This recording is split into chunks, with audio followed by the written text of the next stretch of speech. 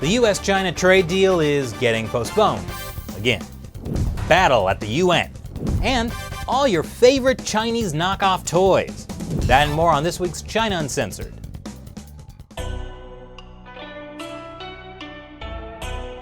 This is China Uncensored. I'm Chris Chappell. This week's China news headlines. Hey, you know that trade deal President Trump said he wanted to sign with China? Well, it still needs a little work. According to a U.S. official, the deal just isn't ready to even be put on the table, which is a good thing because the APEC meeting where the deal was going to be signed has been canceled. I'm surprised. I wonder why Chile canceled it.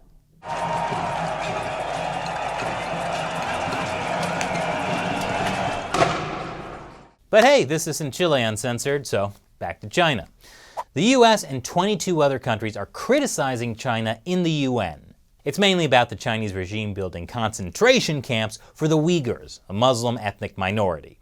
But do you really think getting criticized by 23 countries is going to faze China? Ha! China fought back with 54 countries who praised their counterterrorism efforts. It's like the UN version of the Sharks and the Jets. But hey, those 54 countries have a point. The Chinese regime is obviously locking people up in order to safeguard their human rights. I mean, is there anywhere you could be more safeguarded than in prisons? Unsurprisingly, many of these 54 countries are known for their own stellar human rights, like Russia and Egypt and Pakistan. China then also reminded the U.S. that talking about human rights is really not helpful for a trade deal. Really, I don't think the Communist Party gets the change in the U.S. government's China policy. Whatever happened to the good old days of don't criticize us and you'll make lots of money? Speaking of lots of money, China wants it. It might have something to do with China's lowest GDP growth in 27 years. And that's why the Chinese Vice Minister of Commerce is saying China is open for business. He says China will allow more foreign investment. And hey, we won't steal your technology anymore.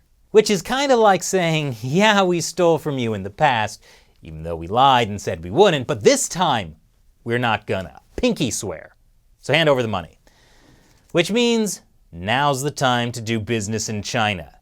Seriously, there's like 1 billion people there. Think about how much money you can make. And this time, there's no downside. Fool me once. Shame on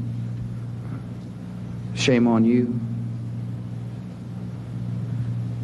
If fool me, we can't get fooled again. In related news, Senator Marco Rubio and other lawmakers are hitting China hard with a bill to block government pensions from investing in China. To be clear, U.S. government pensions are not currently investing in China, but they're thinking about it. And Rubio's bill is not so much a bill yet as it is a promise to introduce a bill, which will then be debated for months in committee, and then it might get voted on and possibly even passed. And then it'll have to go through the House of Representatives for a rewrite and then another vote.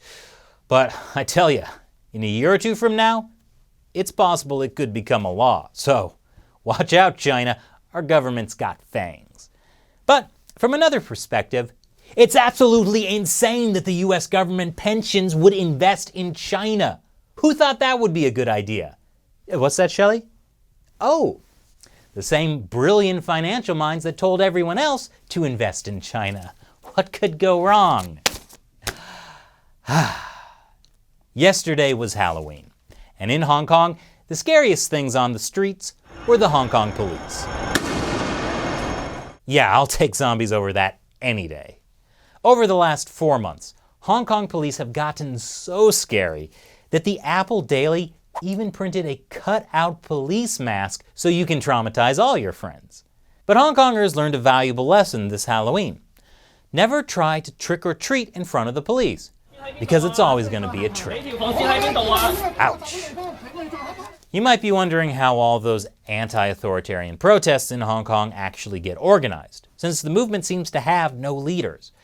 Well, it's often done through online forums and messaging apps. The most popular app being used is Telegram, while the most popular online forum is called LIHKG, which is like Reddit. Parts of Reddit. The Hong Kong government is now targeting Telegram and LIHKG. by giving itself the power to stop online users from publishing any material deemed to be promoting or inciting violence.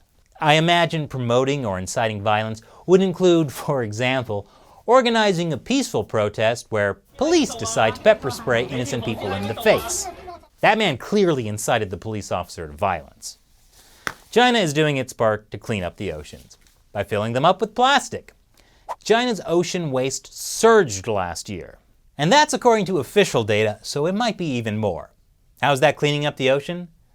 Simple. If the ocean is filled up, you can just sweep the excess off the top. Oh, hey, look. It's my favorite DZB character, Gokok. Wait a minute. Something's not right. Oh no, it's a Chinese knockoff.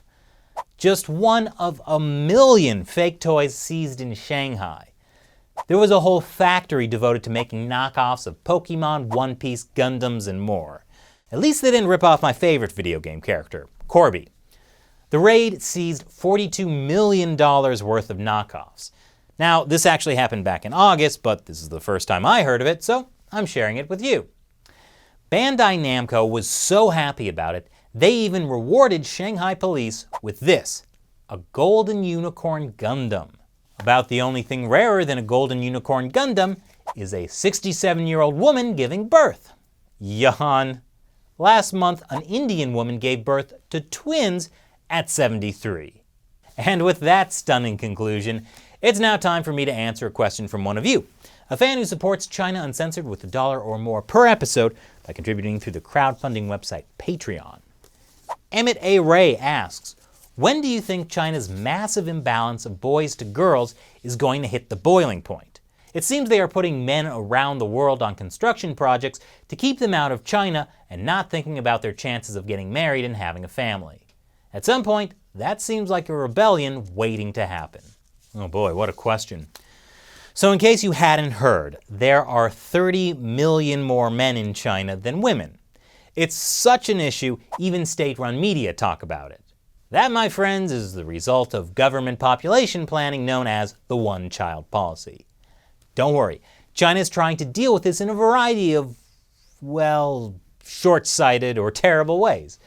As you mentioned, shipping off a lot of Chinese men as part of construction projects around the world, as part of the Belt and Road Initiative. Then there's things like forcing Uyghur women to marry Han Chinese men. And this shortage of women is also a big part of why China is a world leader in human trafficking. North Korean refugees in particular are victims, as are women from Southeast Asia. So as horrible as it is to say, the Communist Party may have found ways to avoid the problem hitting a boiling point, in the way they handle most things, by creating other problems that will one day hit a boiling point. But don't worry, those are problems for another day. Thanks for your question, Emmett. So most of China Uncensored's income comes from direct viewer support through Patreon. So as a reward to our supporters, I answer a question from our patrons at the end of some of my episodes. Visit patreon.com/China Uncensored to find out more. Thanks for watching. Once again, I'm Chris Chappell. See you next time.